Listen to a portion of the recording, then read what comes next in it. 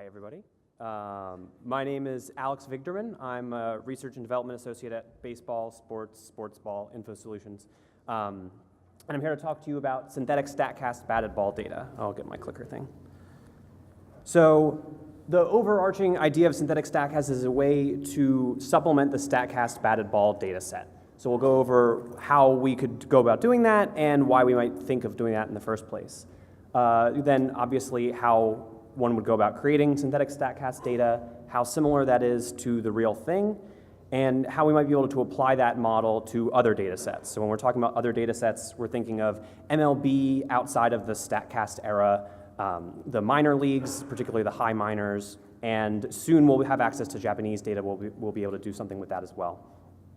And then last, I'll just talk about some future directions that we can take this research. So that includes finding different ways to use it and also enhancing the data itself so that we can make it a little bit more robust. So I guess I'll start out by saying, obviously you've seen through the other presentations over this weekend, the Statcast product has created a wealth of opportunities for research in a wide variety of things that we really didn't even think that we were going to be researching. And so we can sort of ask a lot more questions than we thought we were going to be able to before. And it's given us a lot of data that wasn't accessible before. But with this sort of immense undertaking that MLB has taken, some of that data, there's just so much data, there's going to be some hang-ups, some issues here and there. One of the limitations is just that the system has only existed for the last 3 years. And so if we're trying to do some sort of time series analysis, it's a lot harder to come up with robust data when you only have 3 years of data. The other thing is that some people might know that there are limitations from the radar perspective. This is run using the TrackMan system. And so in particular, extreme angles, up, down, left, right, are going to have trouble. And that can lead to either gaps in the play-by-play, or as a result of that, you might have trouble mapping if there are 5 pitches in the at-bat, but I only tracked 4, maybe I can't identify which pitch was which, and some stuff like that. The other thing that might come up is sort of an erroneous recording. And so that's essentially that the most common example is a chopper hits the ground so quickly that when it gets recorded, it's actually coming on the way back up. So it gets recorded as a blooper instead of a chopper, and so obviously you get wildly different results from that. And these are all relatively small samples for each of these things, but when you sort of add them up or when you're looking at a more granular level, they do appear for you. So this was a couple of plots from an article by Andrew Perpetua, who does a lot of great stuff for the Hardball Times. And this is showing the results of the no nulls solution that MLB had put out. They actually presented at SABR last year about this. So they're trying to resolve some of the issues with the radar by filling in some of the exit velocities and launch angles that they're reporting using values that are sort of averages of what you might expect from balls that are hit to a particular fielder with a particular kind of batted ball type. And you can see, so we have exit velocity on the left and launch angle on the right. And you can see obviously that there are these very high peaks at particular values, and that's where we're seeing these filled in values from MLB. I want to call your attention in particular to a couple of peaks on each of these plots. We have a couple at around 80 miles an hour of exit velocity, and then on launch angle we have one at around -20 degrees and one at around 70 degrees. And we'll get back to those particular values later, but I want you to just note those particularly high peaks there. So Statcast, the batted ball side of things, is based on the TrackMan data set, as I sort of mentioned earlier, and that data has existed for years and it exists across a wide variety of levels of baseball. So that's going MLB as well, earlier seasons, but that's going all the way down to high school in certain instances. It's going to Japan and Korea. So that data is all over the place from the team perspective, but it's also not as complete for the same kind of reasons that the Statcast data set is, with the additional constraint that Statcast is mandated to be present in all the major league parks. TrackMan doesn't have that constraint, and so there are parks that have to sort of opt in to TrackMan, and so from a league-wide perspective, you won't have all the data available potentially, especially when we're talking about earlier seasons. And from the public perspective, when we're trying to look at TrackMan data or stuff that comes out of that, that limitation is obviously even worse because really the only kind of data that we have of that sort is from the Statcast data set, so that's the last 3 years, just major leagues. So BIS set out to use our data as a substitute when Statcast data is unavailable. So that's the unavailability as a result of some of these technology limitations, and also because we can go to date ranges outside of the Statcast era.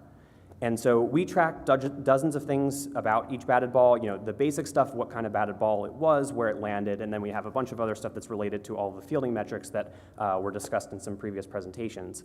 For this particular model, we used a few different components of BIS data. The first is the batted ball type. So obviously you have your sort of basic ground ball, fly ball, line drive distinctions, but we also have a more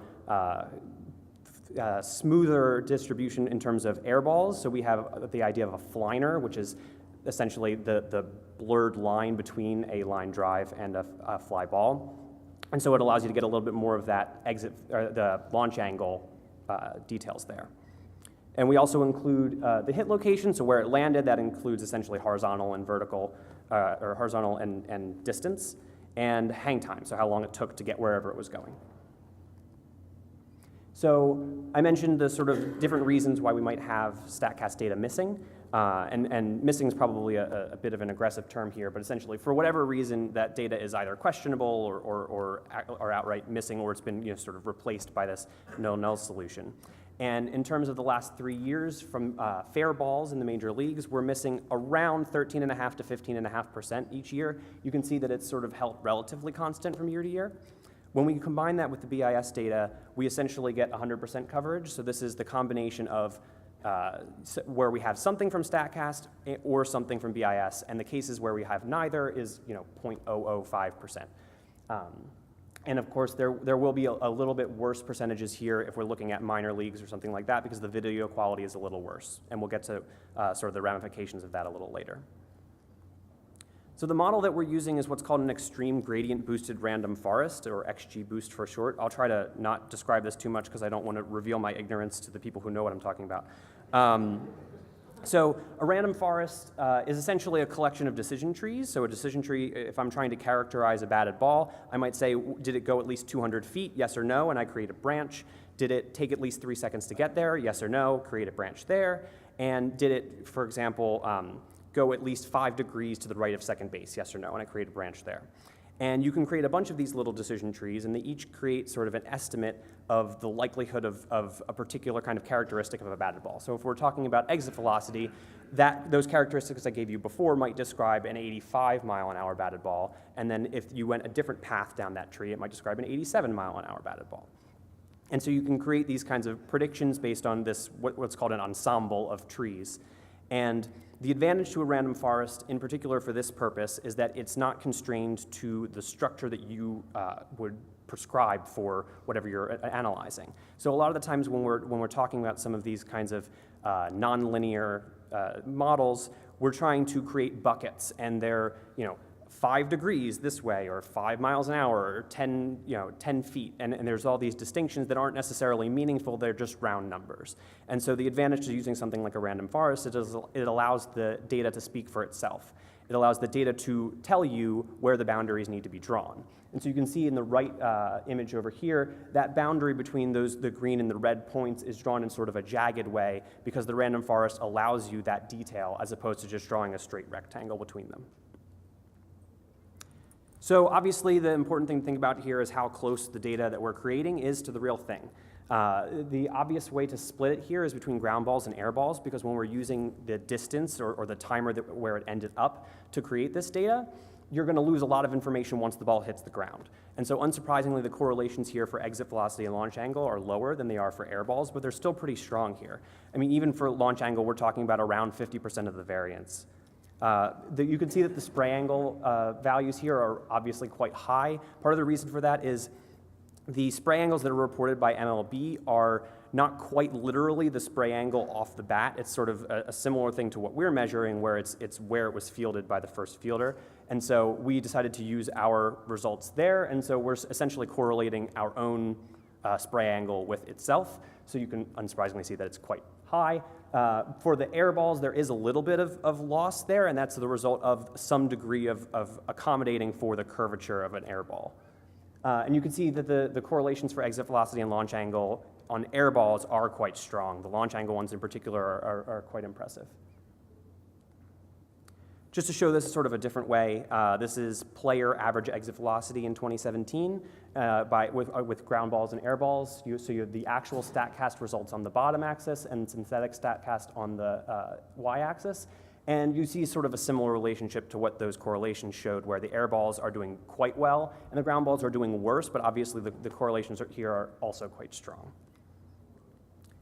And here's a more detailed view of sort of what we're doing here. So this is two overlaid scatter plots for breakout hitters from 2017, Matt Chapman and Rhys Hoskins. So the black triangles that are sort of in the background here are the actual results that are being reported by Statcast. And the red triangles that are sort of upside down overlaid on top of them are the combination of the actual and the synthetic values. So that's the 13 to 15% that I was talking about earlier. We're leaving that other 85% the same, and we're overlaying the ones where we think that the synthetic values need to be added in there. And so you can see that most of these data points are, in fact, the triangles overlaid on top of each other to form a star. But there are a couple instances, in particular sort of on the top and the bottom, here, and then here and here, where you do see the black and the red triangles no longer overlaying against themselves. And before I go any further, I do want to point out a couple points in particular. These very dark black triangles that are not overlaid correspond exactly to the 80-mile-an-hour-ish and negative 20 degrees and positive 70 degree points that were getting filled in earlier in the Andrew Perpetua plot. And you can see that for both Chapman and Hoskins, those values are getting pounded into their data set. And to show this a little bit more explicitly, this is essentially mapping the values that are getting provided by Statcast and the situation where we're filling them in. And you can see, obviously, on these filled in values, we're getting quite a distribution of results on the synthetic compared to the actual. And you can see, especially on these ground balls here, we're getting quite different results. And here's a reproduction of the plot by Perpetua based on our data. You can see that we're not entirely done yet. There's definitely some smoothing out still to be done, but in particular on the peaks that are sort of on the periphery of the distribution, we're really smoothing them out and making it look like a distribution as we would expect it to look. So all the discussion previously was based on the MLB 2015 to 2017 data set, the Statcast data set. But obviously the advantage to using BIS data is that we have access to data beyond that range. So that's the major leagues back to 2010 because we need the batted ball timer data. Obviously we have data earlier than that. The high minors, AA and AAA, back to 2013, and we don't have any data for you right now, but we're going to start having the Japanese data from the NPB in 2018, and we're really excited to get a chance to look at that stuff. So I'm just going to give you a couple of examples of using this data in those kinds of contexts. So hopefully this will, yeah, okay. So this is a GIF, raise your hand if which one, okay. So for Brian Dozier in 2013 versus 2015, one of the big things about him was that he changed his profile in the last couple years so that he really had his power stroke to left field as a right-handed hitter. And so you can see in the 2015 plot, I want to focus, so this is not quite literally a spray chart in the sense that the distance from home plate is really the exit velocity and the color is the launch angle. So your deep fly balls are your green data points, which is where I really want you to focus here. So in 2013, you can see that there is some degree of balance in his batted balls where he is getting a little bit more of a distribution of those batted balls in this area here in right center. And then in 2015, you have a very large concentration of batted balls that are getting hit hard to left field, and that corresponds to his increase in pull power. Here's an example of minor league data used for this purpose. So these are seasonal exit velocities on the x-axis and launch angles on the y-axis. And I just wanted to sort of, and this is the last 5 years of data. I just wanted to show you a couple examples of sort of the points on the periphery that proved to be interesting players. So we have Terrence Gore here on the bottom left. The last 3 years, he's been an outlier in terms of having a low launch angle and a low exit velocity. So he's hitting it into the ground not very hard, which sort of explains the pinch runner thing. And then on sort of the opposite side of the distribution, we have Ryan Schimpf. So if Terrence Gore hits it into the ground, you might call him a worm killer. So you might call Ryan Schimpf like worm Jesus. He's hitting it, and it's rather astonishing, his distribution, minors, majors, whatever. He's hitting it 30 degrees into the air, and he's hitting it very hard, which is great, but he's essentially just getting flyouts as a result. Going a little bit lower here with a little more success, you have Jabari Blash. He just got traded from the Yankees to the Angels, and he has by far the highest average exit velocity of anybody in our data set. And if he can sort of translate that into a little bit better of an approach at the plate, I think that'd be really interesting. And then we have a couple guys who just sort of have unfortunate batted ball distributions. So we have Luke Montz in 2015, who is averaging around an 80 to 85 mile an hour exit velocity with a 27-degree average launch angle.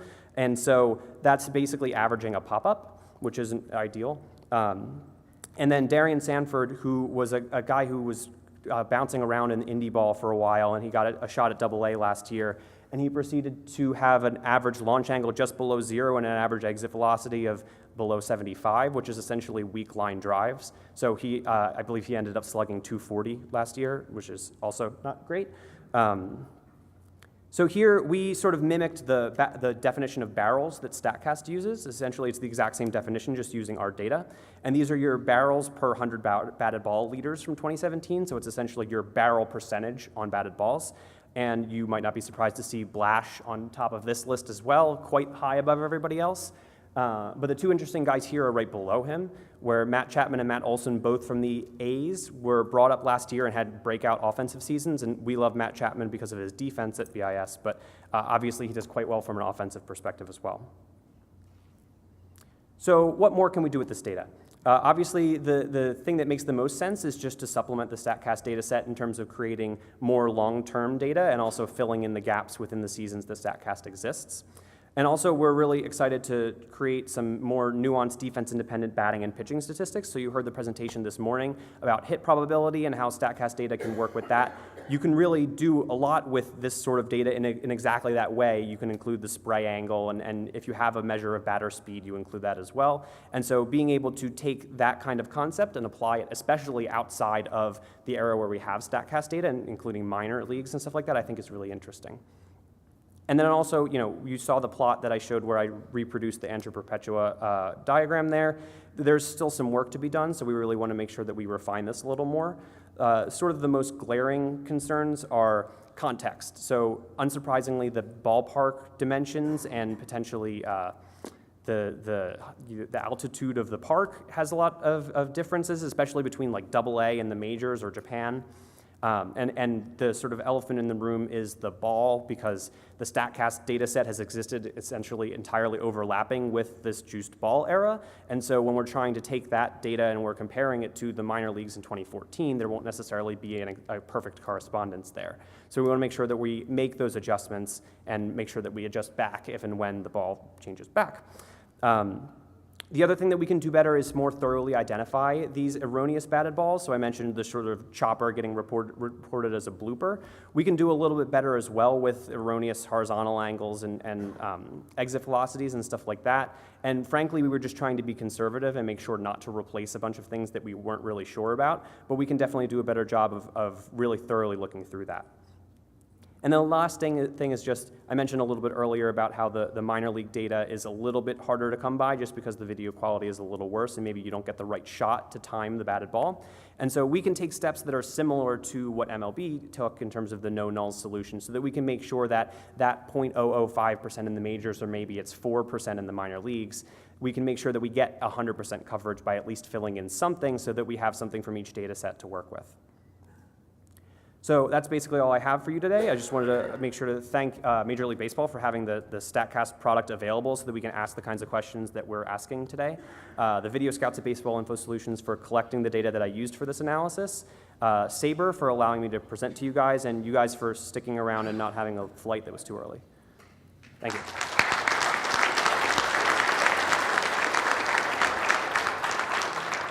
And if you have questions, feel free to.